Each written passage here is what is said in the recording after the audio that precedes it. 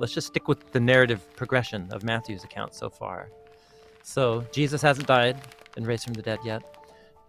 And the mission has not gone out to all of the nations yet. His announcement, as he says just a few chapters later, to his disciples, don't go out to the nations yet. That'll come at some point, but right now we're just focused on God's covenant partnership with Israel, the lost tribes of Israel, he calls them, the lost sheep of Israel. So I think what Jesus, at least what he says he's doing, is he is calling Israel to covenant faithfulness, to God, the wisdom of God revealed in the laws of the Torah. So in that sense, he is doing the same thing that Jeremiah or that Isaiah or Ezekiel did, the prophets were of old, except Jesus is coming at a different point in the story where Israel has lived for centuries under foreign occupation, and the prophets interpreted that subjugation to other nations as a punishment, as the consequences for their being unfaithful to their covenant with God.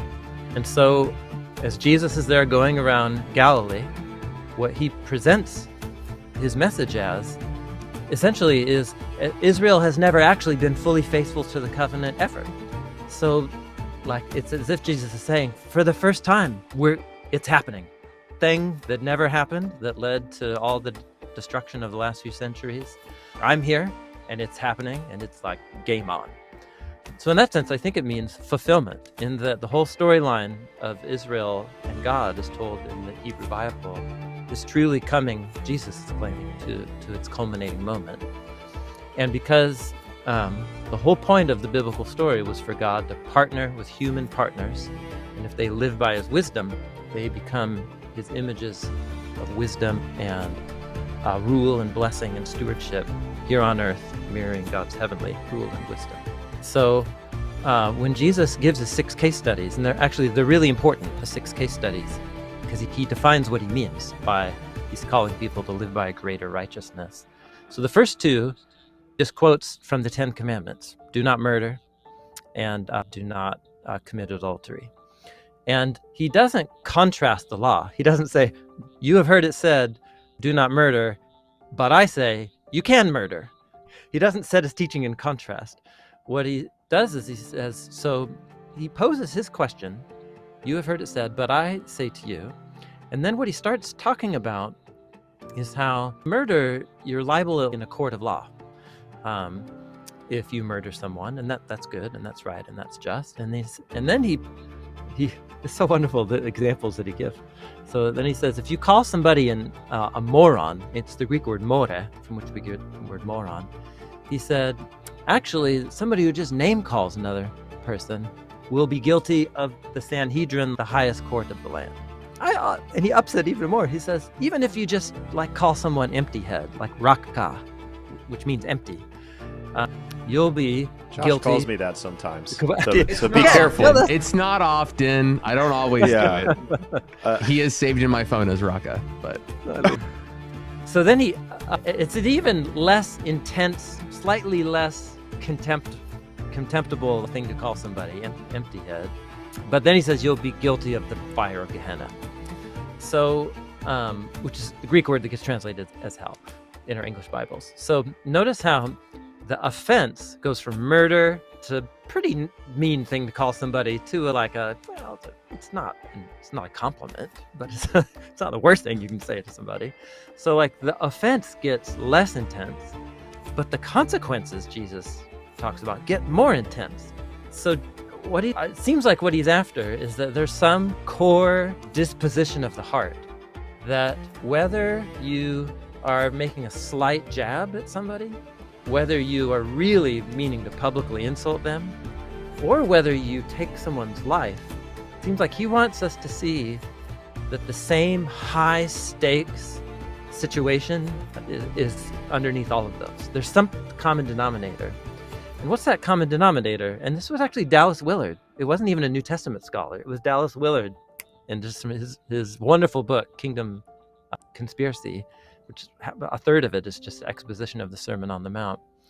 And he talks about how the core disposition of the heart towards another human that underlies all of those is essentially a devaluing or a contempt for the dignity of another that gets expressed in the slight jab, in the public insult, or in the ultimate expression of devaluing someone's life and dignity is to take their life altogether.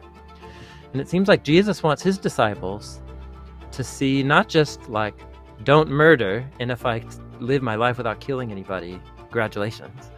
But the fact is you can go throughout your whole life and have no regard for the life, value, and dignity of other humans demonstrated in all these other ways. And somehow Jesus thinks all of that deeper stuff should be what we're thinking about when we hear the command, do not murder.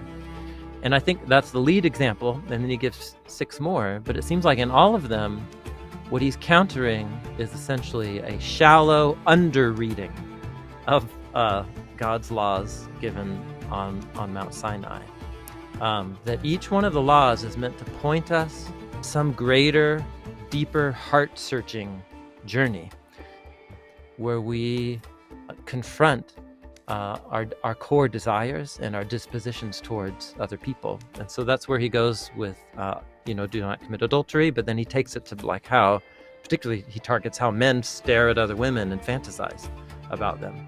He targets in the divorce and remarriage about how in their culture, there was a majority view among the rabbis of his time that Jewish men could divorce their wives for any cause whatsoever. And so he counters that. And about what that practice means about what those men think about the value of their covenant partners in Israel at that time.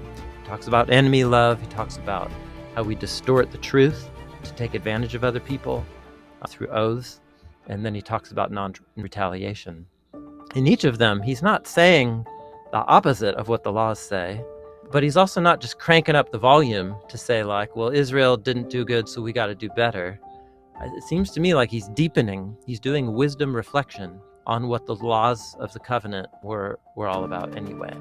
So that's one way. The case studies really are like the double click on what he means by fulfilling the law